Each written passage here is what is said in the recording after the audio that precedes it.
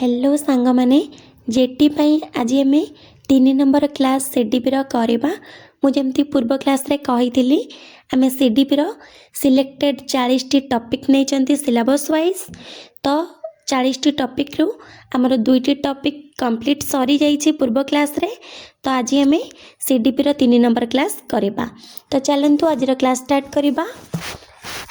आज टॉपिक होची influence of heredity and environment. यार ओडिया मीनिंग हैला विकास उपरर वंशानुक्रम एवं परिवेशर प्रभाव कौन रोची एही विषय रे एही यूनिट रे आमे 20टी क्वेश्चन डिस्कशन करबा। तो देखंतु प्रथम क्वेश्चन शिशुर विकास कहार गुणफल अटे। प्राय समस्त जानिथिबो हेरिडिटी कौन एनवायरनमेंट कौन। तो से क्वेश्चन ले देला शिशुर विकास कहार गुणफल अटे। ऑप्शन नंबर ए देला केवल वंशानुक्रम केवल परिवेश। ऑप्शन नंबर सी देला वंशानुक्रम एवं परिवेशर क्रिया प्रतिक्रिया। डी देला वंशानुक्रम एवं परिवेशर योगफल। ता राइट आंसर होची ऑप्शन नंबर सी। कौन पाई राइट आंसर ऑप्शन सी कहीं के ना शिशुर विकासर गुणफल केवल वंशानुक्रम नुह कि केवल परिवेश नुह बोथ माने वंशानुक्रम आ परिवेशर क्रिया प्रतिक्रिया रे शिशुर डेवलपमेंट घटी थाए। सेथिपाई ऑप्शन नंबर ए हो सॉरी ऑप्शन सी होची राइट आंसर। वंशानुक्रम एवं परिवेशर क्रिया प्रतिक्रिया रे शिशुर विकासर गुणफल अटे heredity into environment. Then 2 number question nature जोटा कि प्रकृति देन देला नचर पालन पोषण शब्दोदय यथाक्रमे क्या सूचाए कहले कि नेचर आउ नर्चर ये क्या सूचाए। राइट आंसर हो ऑप्शन नंबर बी वंशानुक्रम एवं परिवेश। वंशानुक्रम आउ परिवेश को नेचर आउ नर्चर को सूचाए। देन 3 नंबर क्वेश्चन वंशानुक्रम जोटा कि हेरिडिटी केउं प्रकार उपादान अटे। एटा प्राय समस्त जानिथिबो हेरिडिटी होची सब बेले स्टैटिक जोटा कि स्थिर बा स्थायी उपादान अटे। तो देन 4 नंबर क्वेश्चन मानव शरीर रे कोषर केते जोड़ा क्रोमोजोम थाए। एटा मु बहुत थर प्राय कही शॉर्ट्स वीडियो रे पढ़ी डीसी कोर्स रे कही आमर जो एप्लिकेशन पेड कोर्स रे कही एटा कई कंफ्यूज हेबेनी। क्रोमोजोम रोची टोटाल जब पचार केतोटी थाए ताले हम 46टी। मानव शरीर रे क्रोमोजोम संख्या 46टी जदि पचारे केते जोड़ा ताले होची 23 जोड़ा आउ 46 गोटी क्रोमोजोम थाए। देन 5 नंबर क्वेश्चन वंशानुक्रमिक गुण गुड़िक मुख्य वाहक क्या कहा जाए। माने वंशानुक्रमिकर मुख्य वाहक क्या कहा जाए। राइट आंसर होची option C gene.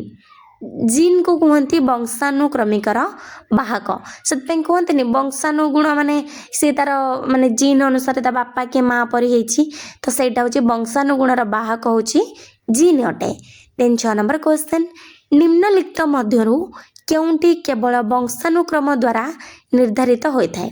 Option number A देला चरित्र।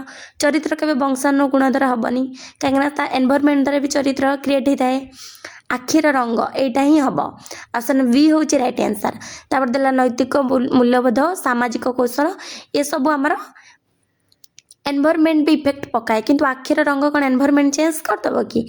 सो या राइट आंसर होची ऑप्शन नंबर बी एनवायरनमेंट। तो फ्रेंड्स मु नेक्स्ट क्वेश्चन डिस्कशन करने पूर्व मुझे जस्ट कहवाई चाहिए तो आम सीडीपी यूट्यूब रे फ्री क्लास रे ओनली किछिटा सिलेक्टेड एमसीक्यू टॉपिक वाइज छाड़ुची। जदि आपण कंप्लीट पूरा कोर्स माने जेटी सिलेबस अनुसार जदि आपण माने कंप्लीट थ्योरी क्लास विथ तार एमसीक्यू जहाँ भी फ्री क्लास होची तार नोट जदि फ्री क्लास रे नोट पाया चाहते डिस्क्रिप्शन जो लिंक अच्छी एग्जाम गाइड ओडिया नामक एप्लिकेशन गोटे आमर अच्छी आपन प्ले स्टोर रे एग्जाम गाइड ओडिया सर्च मारी इंस्टॉल करदेवे। इंस्टॉल कलापर से आम जहाँ भी क्लास पकाचु तार फ्री नोट से अच्छी चैनल जो फ्री क्लास अच्छी तार नोट आप पाइबे फ्री नोट सेसन उइथि आपन जदि पेड कोर्स रे जॉइन हेबे ताले हमर जेटी नामक गोटे पेड कोर्स क्रिएट हेची जोटी कि आपन मानको फी रहउची 199 रे आपन पेमेंट करके सेठी आपन माने कंप्लीट जेटी रो syllabus wise theory classes MCQ and जहाँ भी नोट अच्छी एमसीक्यू थ्योरी रो नोट्स गुड़ाक पाइपर उइथि आपण माने मॉक टेस्ट मध्य दे पारिबे। एतिकी आपण मानक पई बेनिफिट रहउची। आ गोटे ऑफर अछि फर्स्ट 50 टी पिलांक पई हमर एप्लिकेशन ले फी रहउची 149 ले आपण सबु पीडीएफ एमसीक्यू क्लासेस सबु पाई परिबे 149 ले फर्स्ट 50 जन पिलांक पई देन नेक्स्ट 50 जन कंप्लीट होला परे 199 रहउची। तो देखंतो 7 नंबर क्वेश्चन सांस्कृतिक एवं सामाजिक परिवेश शिशुर विकास को गढ़ी थाए यही उक्तिटी कहा उपरे गुरुत्व दिए माने सांस्कृतिक एवं सामाजिक परिवेश शिशुर विकास को गढ़ी थाए यही उक्तिटी एनवायरनमेंट उपरे गुरुत्व दिए। ऑप्शन नंबर बी होची राइट आंसर।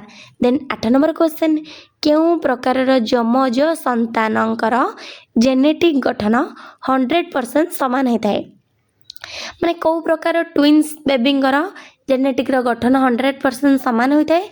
राइट आंसर होची option number A identical twins जो गुड़ाक समरूपी जमज संतान थांती सेमानंकर गठन 100% समान थाए। देन 9 नंबर क्वेश्चन वुडवार्थଙ୍କ अनुसार वृद्धि और विकास संपर्क रे केउ सूत्रटी सठिक। वुडवार्थଙ୍କ मतरे वृद्धि और विकास पई तार सूत्र हैला development equal to heredity and environment माने डेवलपमेंट सब बेले हेरिडिटी रो गुणावली सहित एनवायरनमेंट रो गुणावली रो बुझाए तो सथि पे development equal to heredity into development sorry environment. Then 10 number question जड़े शिशुर आकार शरीर गठन उच्चता चेहरा मुख्यतः कहा द्वारा प्रभावित हुए। राइट आंसर होची ऑप्शन सी वंशानुक्रम बा हेरिडिटी द्वारा।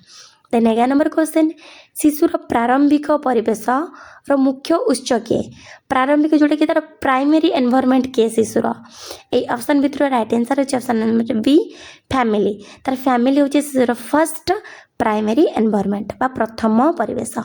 देन 12 नंबर क्वेश्चन लोकप्रिय बुद्धिमत्ता जोटा कि आईक्यू लेवल केवल जेनेटिक द्वारा निर्धारित हुए नहीं यह परिवेश द्वारा मध्य होई पारे यह क्यों सिद्धांत को समर्थन करे माने आईक्यूटा केवल जेनेटिक द्वारा हुए नहीं यह परिवेश द्वारा मध्य होता है एटा किए कहितले बा ए सिद्धांतर समर्थन ए क्यों सिद्धांत को समर्थन करिथाए। राइट आंसर होची ऑप्शन सी प्राकृतिक एवं पालन पोषण पारस्परिक क्रिया। देन 13 नंबर क्वेश्चन देला कि नेचर एंड नर्चर विवाद रे नेचर कहा को कहा जाए कहले कि जो नेचर आ नर्चर विवाद रे नेचर कहा को कहा जाए। राइट आंसर होची ऑप्शन बी जैविक विशेषता जेनेटिक संरचना जोटा कि बायोलॉजिकल बा जेनेटिक जो गुड़ा होता है से गुड़ा लगा नेचर आसी थाए से नेचरटा सब बेले कौन होता है बायोलॉजिकल जोटा कि जैविक विशेषता अटे। देन 14 नंबर क्वेश्चन निम्नलिखित मध्यरु केउंटी परिवेशर कारक अटे परिवेशर कारक होची ऑप्शन नंबर सी पोषण एवं संस्कृति एटा होची परिवेशर कारक। देन आउ सब होची जीनगत किंतु एनवायरनमेंट रो फैक्टर होची पोषक एवं संस्कृति। देन 15 नंबर क्वेश्चन गाल्टन केउं विषय उपरे निजर प्रसिद्ध गवेषणा करथिले गाल्टन एटा बहुत इजी गाल्टन होची ऑप्शन नंबर बी वंशानुक्रमर प्रभाव जोटा कि हेरिडिटी उपरे गाल्टन कौन करथिले प्रसिद्ध गवेषणा करथिले। देन 16 नंबर क्वेश्चन केउं प्रकार क्रोमोजोम जोड़ी जड़े पुत्र संतान जन्म पाई दायी पुत्र संतान पाई किए दायी एक्स वाई पुत्र संतान पाई एक्स वाई क्रोमोजोम दायी से पुत्र संतान पाई जो एक्स वाई क्या पाखे थाए बापा पाखे थाए। Then next question,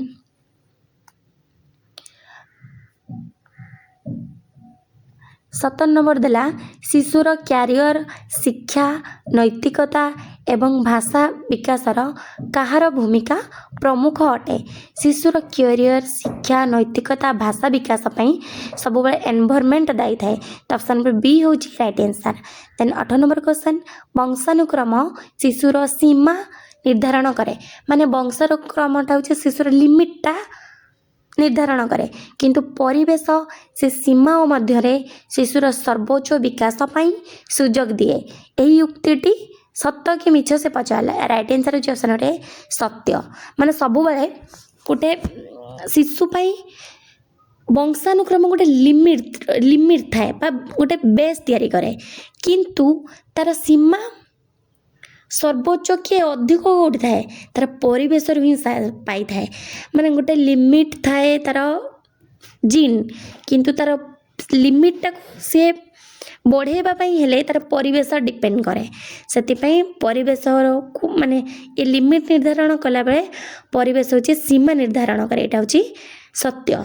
then 19 number question, शिक्षक मानक पई वंशानुक्रम एवं परिवेशर ज्ञान कहीं आवश्यक। ऑप्शन नंबर ए देला शिशुर सामर्थ्य आवश्यकता बुझीबा पई, बी देला व्यक्तिगत सामर्थ्य अनुसार शिक्षादान पद्धति प्रस्तुत करिबा पई, सी देला उपयुक्त शिक्षण परिवेश जोगाइबा पई, डी देला उपरोक्त समस्त। राइट आंसर होची ऑप्शन डी उपरोक्त समस्त। देन आज लास्ट क्वेश्चन, पितामाता ठारू संतान मानकु संचारित होता जैविक गुणावली को कौन कह जाए। जैविक गुणावली की समस्त जानते हेरिडिटी ही कह जाए। हेरिडिटी वंशानुक्रम बोली कह जाए, जोटा कि आम बापा माँ ठारू आम पाखक आसी थाए। तो फ्रेंड्स एटा थिला आज लास्ट क्वेश्चन। आज क्लास आपण मानकु केमती लगिला आपण माने कमेंट करंतु। एंड आपण मानक माइंड रे जदि किछि भी प्रश्न अछि क्लास को लेकिन ताले कमेंट बॉक्स रे जणांतु, मो तार आंसर निश्चय देदेवी। आ गोटे कथा जेहेतु आम एप्लिकेशन ले पेड कोर्स पढ़ुची, तो आपण माने जदि चाहिए एप्लिकेशन रे ऐड हो जिबे। जदि भी चाहिए आपण मानक पई फ्री मध्य क्लास आनिबा पई थियोरी क्लास, ताले भी कमेंट करंतु, मु थियोरी क्लास भी आनिबा पई